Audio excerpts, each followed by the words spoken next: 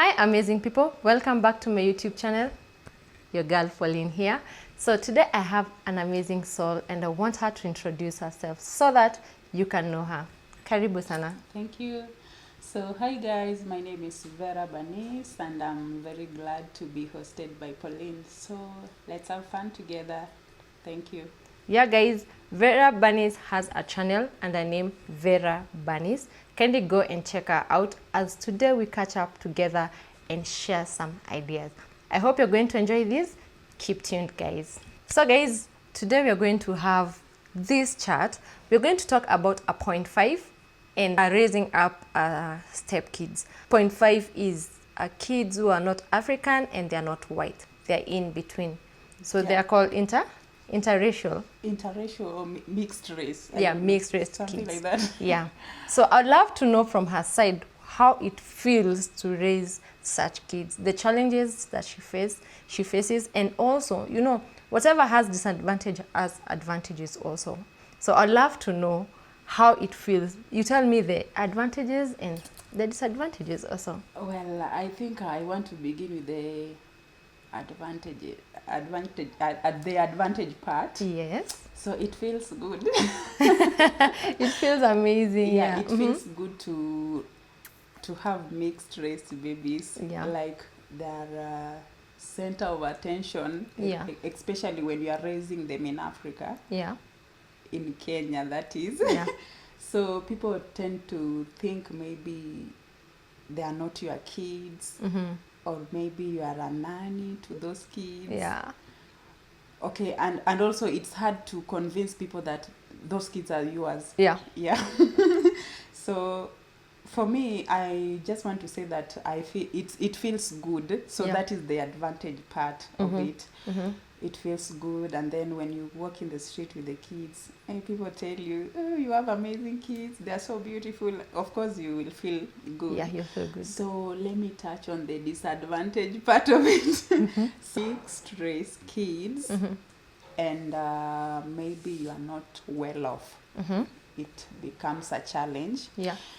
Yeah, because for example, like for those who are living in Kenya, those who are abroad might not maybe understand this, but those who are in Kenya, I think, will understand this. When you are raising mixed race kids, and you don't have the finances, it becomes tough. Yeah. Yeah, because when you're walking in the street with the kids, people are like, okay, they're trying to relate that with how come you have 0.5 kids and you can't afford something? Yes. Yeah. So you have mixed race kids and you don't have maybe a car. You are using a public means.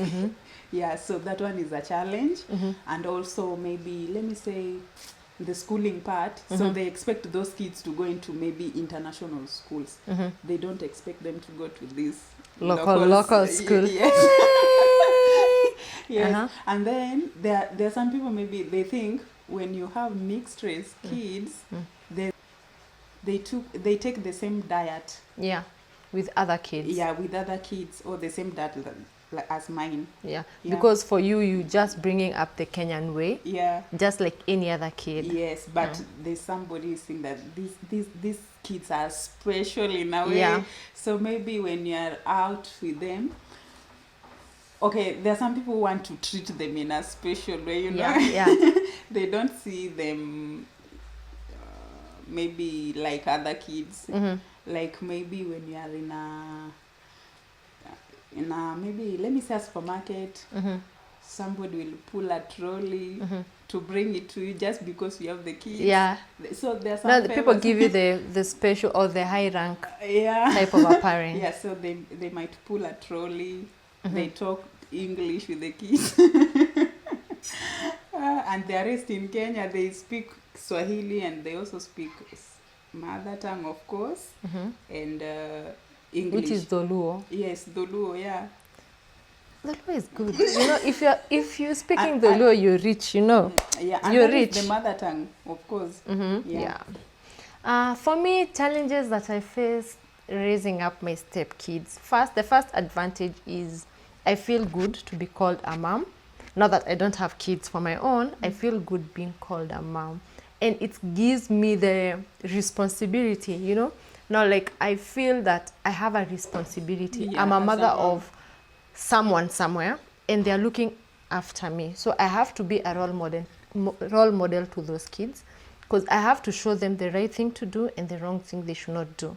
I'm there to not discipline in terms of beating, but to discipline them or shape them to be good kids. The disadvantages I have is, you know, kids are kids. Yeah. Sometimes when they get mad, or if they want something, it will be hard for them to like come to me and tell me, Mom, I want, you know, like, now your kids, they come and tell you, Mommy, we want this. Mommy, Yeah. I Yeah, want there's this. that bond. There is that bond Yeah, between you and the kids. because they know you are their mom. Their mom. Yeah. But for me, now there is not that. They come to me, tell me, but they tell me after their dad has told them, I'm the wrong person to address. If you want something, go tell Mommy to do it for you. You know, Yeah. no, that's when they'll come to me and tell me, Mommy, I want this and this. Mommy, I want buy for me. Mommy, I want, you see. So that's the disadvantage I have, because if they want anything, the first person they feel that is entitled and has the right to buy for them is their dad. So they run to their dad to ask for whatever they want. So that's the gap now that shows someone that I'm not their biological mom. There is not that connection of demand to them, and they feel as if maybe when they tell me to buy them something, they won't get it. Okay, even when they request for something, they feel there's there's a limit, you know. Yeah. Now, what will she say? She might say no, you know. Now, that's when you find people saying blood is thicker than water. Yeah, and there's one question I wanted to ask you. So how do you manage to bond with them?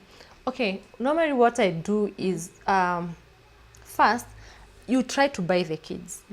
Buying the kids is one of the best thing you can ever, even if it's not your kids. Like, for example, maybe you're traveling somewhere and you don't have someone to leave your kids with, and you feel you can't go with them.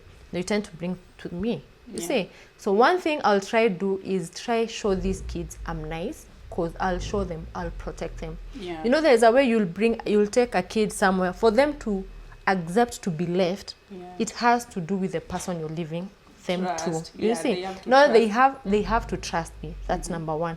Number two, I have to be nice to them. Then I have to show them I'm there like their mom, to guard them, to feed them, to do all those, you know. I have to do all this. So for my kids, what I did for them to trust me and love me is I do games with them just like their mom would. You understand? If they want to play, I just join their games. I take them out. That's so kind of you. We go shopping, you know. If sometimes I go to work and I see something good, I just buy for them and bring for them. What if they request for something that you can't afford? Okay, if they ask for something that I can't afford, I tell them, let me get money. Once I get money, I'll just save it and we go buy it together. Now, that's when now I'll go to their dad and tell them, you know, I want this and this for the kids. And if the dad is like, you know, that's too expensive for them right now, and maybe we can't buy them right now. Like now, my kids are asking they want a phone. Because I've seen each and every person having, all the kids in the estate, they have phones. And they don't have a phone. For us, we have our own reasons to why we're not giving them the phone. Because first, we want them to focus on their studies. You understand? Yeah. Number two, a phone is like a distraction to kids. You don't know what they do in those phones. Yeah. So we want to monitor them, whatever they're watching on the phones or anything that they're doing. So I won't let them have a phone and then the next day you find them on TikTok. It's one of the apps that I wouldn't love to see my daughter in. You see? Because they'll get all... Okay, it's because TikTok, you'll go and find all sorts of things that people do. So having your daughter in TikTok, they'll see, oh, so this kid can dress like this and do this in front of the dad or in front of a man. So you'll just get your kid doing the same thing. And now people will start thinking, or their mom will start thinking, wow, no, I gave the dad the kids, and this woman now she's teaching my kids to be the opposite of what I want. Okay. So you have to put that barrier. Because, for example, you're in Facebook, right? Yeah, of course. Do you see people post funny things in Facebook? No, not really. You've never seen people post nudes, funny things in Facebook? Maybe on other sites, but Yeah. on Facebook. Now, let me tell you, if you go too much into Facebook, or if you get used to Facebook, you will find so many things that people post. Some trash, people say about their immoralities, people are sending naked photos, people are sending photos that even you yourself you wouldn't like to see, or your kids to see. And once now your kids see that, they'll think, oh, so this is what is trending. So they'll have to follow that. So I try and avoid kids being in such influence, you see. So I try to bring my kids together in terms of games, like just the way you were brought up when you were a small girl. You'd go fetch firewood or water and you're playing with, all sorts of games. Yeah. Because you didn't have phones right then, right? So that's the same way I want to bring up them, so that they know I have a childhood memory. Oh, before we used to do this and this. So if the kid gets used to smartphones and everything, that kid, one day when they lack, they will never be comfortable. Yeah. And the positive thing is that mixed race kids are very bright, by the way. Yeah. Yeah, you can't compare them with other kids. Yeah. They are like in school there. Even in school, they are very sharp. So your firstborn is in class? In PP2, but she will be graduating. Oh, she's a girl. Yeah. Oh. She'll be graduating is it this month or next month, mid next month? Yeah. She will be graduating to grade 1. Yeah. For me, my step kids, right now, one is joining class 5 next month, and the other one is in grade 6. And for the academic, I feel they're okay because they're sharp kids, of which I'm so happy about it. Wow. I just feel so good when we go for parent meeting and we see our kids being given gifts or presents at school, and I'm like, wow, they are my kids. I'm so proud of them. Yeah. Wow. So can I ask you another question? Kindly do. Okay. When you happen to have your own biological child now, how will you be able to bridge that gap now that the other ones are not your biological kids, and now you have your own biological kids? How are you going to make these two kids bond? Yes. No. I've seen so many parents have that challenge of because the biological kids now, and now you have your biological kids, and now they're these to love to love your own, and not that love or that attention for the other kids fades away.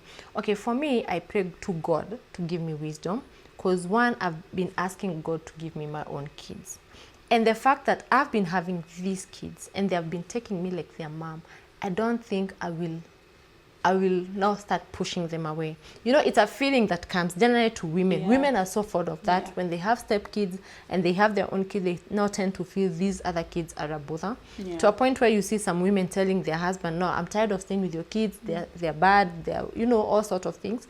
But for me, I ask God to give me the courage, because these are the kids that I've been raising up. So if I have been doing that since when I didn't have my own, now that God has given me my own, I don't know if I'll sit down and see these other kids suffer. Okay. Yeah, I just ask for wisdom, and I know I'll love them more, because now, by the time I'm having my own kid, these kids will be grown-ups. Even if they won't be adults, there will be somewhere people who understand themselves. Yeah. They can take care of the baby. You want to go somewhere and you tell them, take care of your sister, and they don't know. They don't want. Yeah. Wow. So for me, I also wanted to talk about being a single mom also. Yes. So being a single mom has also been tough. Now, when you're a single mom, you're also the dad to the kids, and you're also the mom. So sometimes it becomes a bit tough. Yeah, very tough. Because sometimes, like, there's a time there was a parent meeting at school, and then my daughter insisted that the teacher said that the father is the one who should attend the meeting. Yeah. Then it becomes tough to explain to the kid that your father is not able to attend the meeting because of this and this and this and this. So it has really been tough. And then sometimes you get the child is asking for something you cannot afford. Yeah. So as the mom, or maybe as the dad, you just know how to play your cards. Wow. And convince the child. Okay, let me ask you. Now, since your daughter, your kids, do they ask where the dad is? Of course they do. And what do you tell them? Well, you know, like my daughter is still young. I want to say, she's still young. At 7, it's not easy to explain to a 7-year-old that, you know, your father is not with us because of this, and she might not maybe be able to understand, or maybe she will end up judging the dad, or maybe judging you. Yeah. So sometimes when they bring that topic, I just avoid it. Why? But I will tell them maybe when the right time comes. Yeah. Maybe when she's 10, or maybe around 10, 12, yeah. For me, the challenge I get is they ask me also. They ask me like, Mommy, why don't you have your own child? And now, you know, for a kid to start telling them I had underlying issues, like I had endometriosis, I had these. For kids, they won't understand. They won't understand that. So they ask me, like the daughter asked me, Mommy, why are you not giving us a sister? Or Mommy, why are you not having your own baby? Or maybe when my family comes around and I take a kid from the family, I tell them, you see, this is my daughter. And they're like, why does she not stay with us? Or no, when did you give birth? When did you become pregnant? Yeah, so many questions. I never saw your tummy big. And I'm like, yo. They ask me. So those are the challenges also I face. So trying to make them understand is another problem. But I know one day they will now come and understand that when you have these, you have to wait for you to be pregnant. Yeah. Wow. So guys, that was it. I enjoyed it. We have come to understand the difference between being a 0.5 mom and a step mom. I hope you enjoyed this and you're going to do more of these videos. Thank you so much, Vera, for coming to my channel. Thank you very much. Okay. And bye. Thank you for watching this video. Okay.